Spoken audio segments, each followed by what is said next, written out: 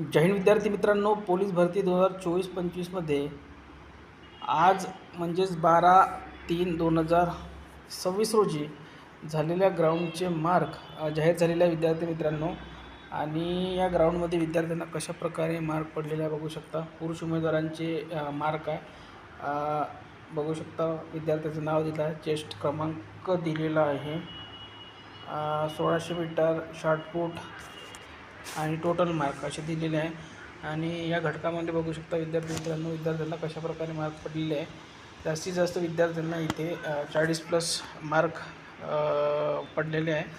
आणि ही जी PDF आहे तुम्हाला आपल्या टेलिग्राम चॅनलवर मिळून जाईल. आणि हे जे मार्क आहे हे आहे मीरा भाईंदर वसे विरार पोलीस शिपाई चालक या पदासाठी ज्या विद्यार्थ्यांनी फॉर्म भरले होते त्यांची मार्क आहे.